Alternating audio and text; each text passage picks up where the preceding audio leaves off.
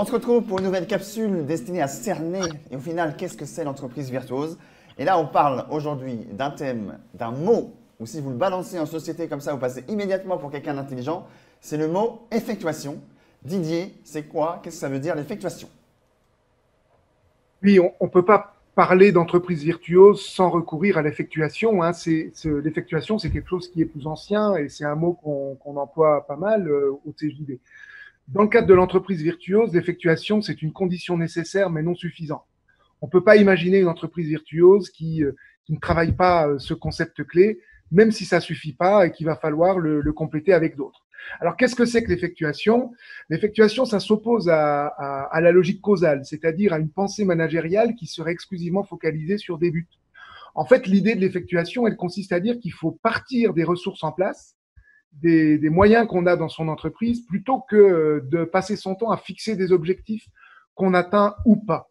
Alors, cette idée, elle a été développée par une chercheuse indienne qui s'appelle Sarasvati, il y a déjà quelques années. Et donc, ça consiste à se dire que on va partir de ce qu'on est par rapport à notre personnalité, par rapport aux connaissances que l'on a sur le monde économique, sur notre entreprise, sur ce qu'on a envie de faire. Et puis, on part aussi de son propre réseau. Ça veut dire qu'en fait, l'entrepreneur qui réussit, il part de ce qu'il est et de ses contacts beaucoup plus que de l'idée géniale. Et ça, c'est quelque chose d'extrêmement rassurant parce que ça veut dire que pour réussir dans le domaine de l'effectuation et donc de l'entreprise virtuose, on n'a pas besoin d'avoir une idée géniale en se levant tous les matins, mais qu'on peut réussir avec ce que l'on est en se connaissant bien. Alors, sauf que l'effectuation, la plupart du temps, elle est essentiellement focalisée sur l'entrepreneur. Nous, ce qu'on a travaillé dans l'entreprise virtuose, c'est la question suivante: comment est-ce qu'on peut passer à l'entreprise effectuelle? C'est-à-dire, qu'est-ce qui fait que cette effectuation, elle peut être collective? Alors, quelques idées clés, partir de ce qu'est l'entreprise, c'est-à-dire de ses ressources, partir des compétences collectives qu'on a à notre disposition, partir de nos savoir-faire, partir de la manière avec laquelle les collaborateurs ou les parties prenantes à une entreprise ne sont pas individuellement talentueux, mais qu'est-ce qui fait le talent collectif? Qu'est-ce qui fait qu'il y a ce savoir-faire incroyable? Qu'est-ce qui fait qu'il y a un esprit maison qui fait que cette entreprise-là, elle va être irremplaçable, qu'on va pas pouvoir la copier, bien au-delà d'une compétence individuelle qu'on pourrait avoir ici ou là. Voilà ce que c'est que l'entreprise effectuelle, qui est une condition sine qua non pour faire en sorte qu'on ait une entreprise virtuose. Alors, c'est un concept super intéressant, même libérant, on pourrait dire. On va l'illustrer tout de suite, notamment avec Emmanuel qui est avec nous. Est-ce que tu peux nous rappeler ton entreprise, qu'est-ce qu'elle fait? Et en gros, ça t'a servi à quoi, toi, l'effectuation? Oui, bonjour Benjamin. Écoute, nous chez Infinilink, en fait, on accompagne les directions informatiques dans la digitalisation, la sécurisation et l'infogérance des infrastructures télécom et informatique. Et donc, ce parcours virtuose dans l'effectuation et donc m'a permis de pouvoir réfléchir en perte acceptable. Et finalement, depuis quelques années, je cherche à faire de la croissance externe et mon domaine d'activité est un domaine très porteur. Aujourd'hui, les entreprises qui existent sont soit pas à vendre, soit relativement chères. Et j'ai eu pendant cette période de confinement l'opportunité de croiser un dirigeant qui n'était pas tout à fait dans mon secteur d'activité, qui est resté dans l'IT, mais plutôt dans la digitalisation et tout ce qui est site web, référencement. Et donc, la question qu'on s'est posée avec mes associés, c'est finalement quelle serait l'opportunité d'acheter cette entreprise et quel serait le risque et les pertes qu'on pourrait, je dirais, accepter. Alors, on a notre savoir-faire, on a notre métier qu'on maîtrise plutôt bien, je pense. Et donc, le fait de pouvoir se positionner sur cette entreprise et de garder l'opportunité de cette croissance vers ce nouveau métier nous permettait en même temps de capitaliser sur ce qu'on sait faire, sur la partie digitale, sur la partie informatique, et d'apporter une nouvelle compétence, d'aller chercher une nouvelle compétence externe au sein de notre entreprise. Et donc, le risque, c'est finalement l'argent qu'on va mettre sur la table et cette capacité qu'on aura à, je l'espère, mettre en place cette synergie et donc cette dimension au sein de l'équipe pour garder ces compétences de manière plus optimum. Alors on voit du coup que la notion que tu abordes, c'est que ça change la notion d'opportunité même. Et on a Delphine, ça lui a changé sa vie professionnelle en fait. Qu'est-ce que l'effectuation t'a apporté le jour où tu as eu le déclic en fait? En fait, ça m'a permis, l'effectuation, c'est la notion qui m'a permis de devenir dirigeant. C'est-à-dire qu'un jour, quelqu'un m'a expliqué cette notion et ça m'a permis d'oser, en fait, de me dire, je peux le faire. C'est-à-dire quand on m'a expliqué cette histoire du frigo, c'est-à-dire je fais avec les éléments qui sont dans mon frigo, plutôt que d'aller au supermarché acheter des choses, ça m'a libérée. J'avais un souci, je me disais, mais je ne peux pas créer une entreprise si je ne fais pas un business plan, si je ne fais pas ci, si je ne fais pas ça.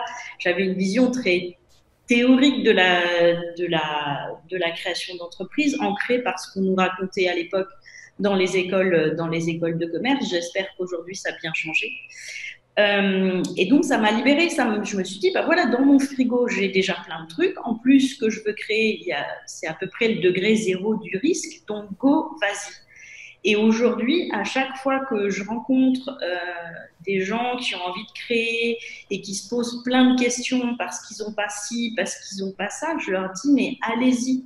Allez-y, vous avez tout ce qu'il faut dans votre frigo. Prenez, tapez dans le frigo, vous allez faire une super recette. Et aujourd'hui, sur chaque projet que j'initie dans l'entreprise, je regarde aussi ce qu'on a dans le frigo, quelles sont les compétences qu'on a. Et de temps en temps, justement, je fais un temps d'arrêt aussi pour regarder ce que j'ai dans mon frigo et ce que je pourrais en faire pour créer de nouveaux projets et initier de nouvelles choses dans mon entreprise. Ah, on sent hein, cette notion d'excitation du coup, puisque la nouveauté est à portée de main à chaque fois. Toi, Ludo, justement, c'est un peu ce que tu fais au quotidien. Est-ce que tu pourrais nous expliquer comment tu pratiques l'effectuation dans ton entreprise?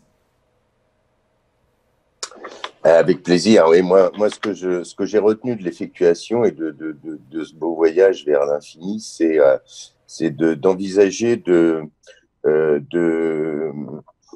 ce qui nous manque le plus, de le chercher dans ce qu'on a. Et cette phrase qui est un petit clin d'œil, elle est à la fois rassurante et à la fois très inquiétante, parce que moi, je crois que c'est quand même vachement rassurant de se dire, putain, si j'avais eu ça, ça et ça, j'aurais pu faire ça. Et là, de se dire que j'ai tout pour réaliser mes rêves. Alors ouais, c'est à la fois un peu apaisant et vertigineux. Donc voilà, ce concept-là, il nécessite de pas voyager seul et de partager à la fois ce rêve et puis ouais, comme tout rêve, je pense qu'il y a des peurs. Et puis un dernier petit hommage aussi au frigo, comme le disait Delphine, c'est que moi, pour me rassurer avec cette effectuation, je me dis que ça existe depuis tellement longtemps, les plats régionaux, ce qui fait la réputation d'une région. La choucroute, la potée auvergnate, pourquoi pas même le kika farce dans le Finistère, et ben c'est l'art de faire avec ce qu'on a, de récupérer des légumes dans un coin, de faire avec le bout de viande qui se conserve longtemps et qui est produit dans la région, qui n'aura pas fait de nombreuses fois le tour du monde. Donc vraiment, ce concept existe depuis longtemps et il fait la réputation d'une région, d'un pays. Donc je crois que ça mérite d'en prendre soin. Alors, mais effectivement, souvent l'effectuation est à portée de main. Il y a d'autres entrepreneurs, dont Pierre Guillaume, qui font le constat que de toute façon, et ça, je pense qu'on sera tous d'accord, rien n'est prévisible. Donc, comment ça se pratique chez toi l'affectation avec cette notion-là? Alors, moi, je suis dirigeant entrepreneur d'une entreprise de 10 salariés et l'objectif, c'est que le client il nous aime. Pour que le client il nous aime, il faut livrer le lendemain sur le chantier ou au dépôt la commande désirée par le client. Donc, tous les matins, on ne sait pas ce qu'on va faire de la journée. Ça va être au fil de l'eau avec les différentes compétences. Je peux faire des pièces standards, hors standard. Ce sera livré le lendemain sur La Rochelle, Biarritz, Nice et Oyonnax. On a énormément de ressources immatérielles. Nous, c'est la réactivité. Comment tu veux, pour avoir cette réactivité-là, eh ben, ce qu'on fait, c'est que pour se faire aimer, généralement, on fait des cœurs sur les colis. Les clients, ils te commandent quelque chose de matériel, des pièces, en aluminium, en métal. Et rien que de mettre un cœur sur le colis, ça change la relation avec ton client. Ou des cadeaux. Tu commandes quelque chose, tu as quelque chose en plus dans ta commande, ça fait la différence. Et tes clients, ils aiment mes collaborateurs et ils aiment l'entreprise.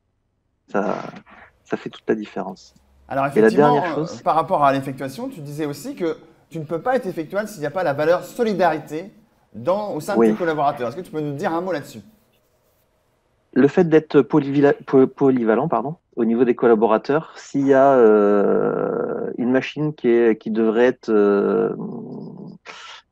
occupée 8 heures et la personne n'a plus que 4 heures de travail à faire, eh ben, il y a quelqu'un d'autre qui va prendre la place et qui va peut-être même pas manger le midi pour que la commande soit livrée le lendemain. Mais c'est sans demander, ils s'autorégulent. Ils arrivent plus tôt s'il y a des commandes qui doivent partir. C'est beaucoup de liberté et beaucoup de solidarité envers le client qui a besoin de cette marchandise pour faire l'étanchéité de sa toiture. Voilà, donc quelque part, on est aussi en train d'aborder le fait d'aimer son métier, d'aimer ce qu'on fait, d'être conscient de la valeur qu'on apporte. Et toi, Aurélien, pour finir sur cette capsule effectuelle, le jour où tu as rencontré cette notion, tu t'es dit, mais ça a été un soulagement. En quoi ça t'a soulagé? Ça m'a soulagé parce que quand j'ai monté mon entreprise, on m'a demandé un business plan irréprochable, de me projeter à plusieurs années avec des cases dont je ne connaissais même pas l'existence, même pas comment il fallait que je la remplisse. J'ai rempli. D'ailleurs, mon expert comptable me disait encore qu'il y avait un seul chiffre qui était bon là-dedans, c'était le numéro de page. Et j'ai fait l'exercice parce qu'on me l'a demandé, j'ai été scolaire, et finalement, l'entreprise a marché. Mais comme l'expert comptable l'avait prévu, il n'y avait rien de cohérent avec ce que j'avais mis dedans. Et là, je me suis dit que ça m'interpellait par rapport à la question de la vision qu'on pose souvent au CJD, où il faut avoir vraiment le point, la stratégie. J'ai derrière moi, dans mon bureau, parce que j'essaye d'être studieux et d'appliquer là tout ce qu'il faut pour envisager une vision. Et finalement, il y a plein de décisions que l'on prend où c'est parti d'une idée très simple, voire pas d'idée du tout qu'on avait au démarrage. Et de me rendre compte que finalement, j'étais pas obligé de tout contrôler pour savoir bien manager mon entreprise, ça a été un vrai soulagement.